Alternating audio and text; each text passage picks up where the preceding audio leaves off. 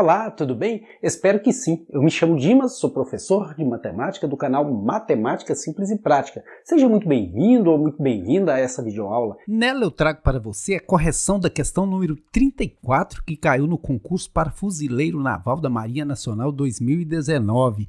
Uma questão super interessante que diz o seguinte: o número π, representado pela dízima não periódica 3,141592 reticência, é um número que π pertence aos naturais, π não pertence aos reais, π pertence aos racionais, π pertence aos irracionais ou π pertence aos inteiros. Antes da gente começar a resolver essa questão, a gente precisa ter uma noção de como são os conjuntos. O primeiro conjunto, e o mais simples deles, é o conjunto dos números naturais. Quando a gente chega lá na primeira série, ou até antes, aí a gente começa a ver que existe símbolos para representar os números. Aí a gente começa com material concreto, tampinha de garrafa, palito de fósforo, contando e formando os conjuntinhos. E dentro desse conjunto dos números naturais estão o 0, que é o conjunto ser vazio, não ter nenhum elemento, o 1, o 2, o 3 e infinitos outros números, desde que sejam inteiros e positivos. Mas aí a gente vai estudando, vai evoluindo, e aí nos é apresentado um novo conjunto, um conjunto dos números inteiros. Ah, tia, meu pai está devendo tanto. Aí você tem que representar esse valor da dívida por um número negativo. Por exemplo, tia, eu estou devendo R$1 para o meu amiguinho. Então, números inteiros, ele deve R$1 inteiro, porém, é um outro conjunto, é um conjunto de números que são inteiros. Então, no conjunto dos números inteiros, além desses positivos todos, você tem números negativos, -1, -2 e infinitos outros números, desde que sejam inteiros, Aí, deixei de saber, se estiver aqui dentro do conjunto Z, ele pode ser negativo ou positivo, mas precisa ser inteiro. E também tem o 0, que nem é negativo nem é positivo, é neutro, mas que é inteiro. E depois, vai se estudando mais, aparece um novo conjunto, que é um dos conjuntos que gera muita dúvida nos alunos, que é o conjunto dos números racionais. Racionais, algumas pessoas o chamam de conjunto dos números fracionários. São números que você pode colocar em forma de fração, por exemplo, 3/5. Minha mãe repartiu um bolo em 5 partes e a gente comeu 3. Então, esses são os números fracionários ou os números racionais, 3/5. E também pode ser números negativos. Eu estou devendo metade de R$1 para o meu amiguinho, estou devendo 50 centavos. Então, -1/2.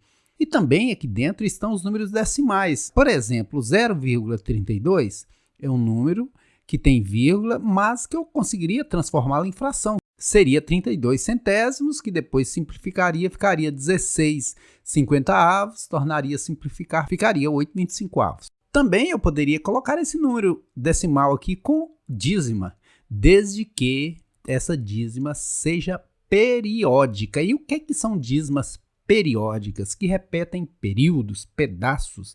Então, isso é uma dízima periódica. Pode estar dentro desse conjunto? Pode. Eu consigo transformar isso numa fração? Consigo, através da fração geratriz. Eu não vou fazer nessa aula, mas a gente consegue na matemática transformar isso aqui numa fração tranquilamente. Então, todos os números que podem ser colocados em forma de fração podem ser colocados aqui dentro do conjunto dos números racionais. E também esses números naturais são racionais porque estão aqui dentro. O 2, por exemplo, eu conseguiria colocá-lo em forma de fração, 2/1. O -2, -2/1. E além desse, vem um conjunto que eu considero dos encravados, o conjunto dos irracionais.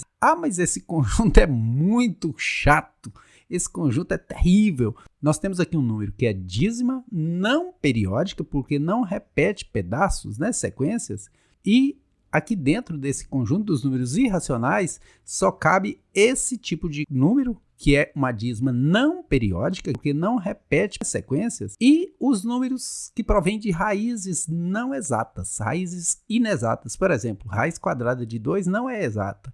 Então ele é irracional, encravado, né?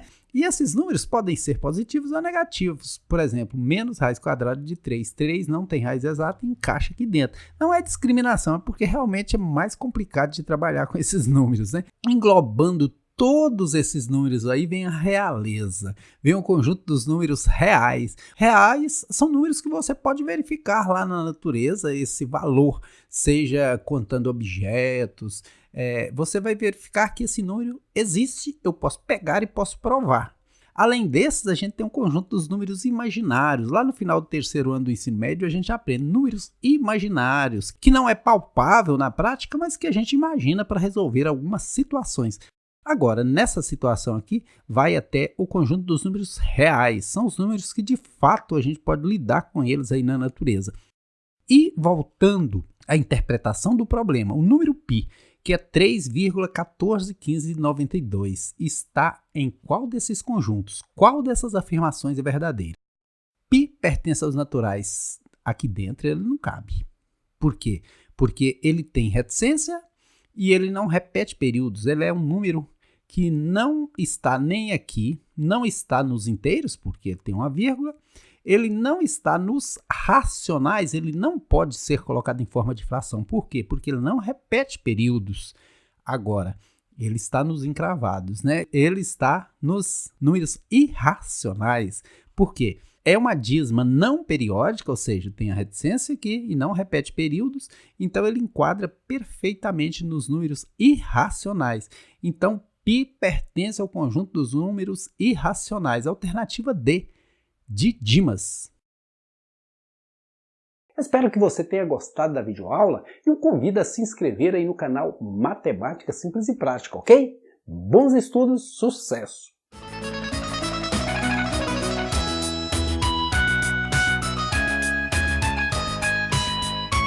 Gostou? Curte aí.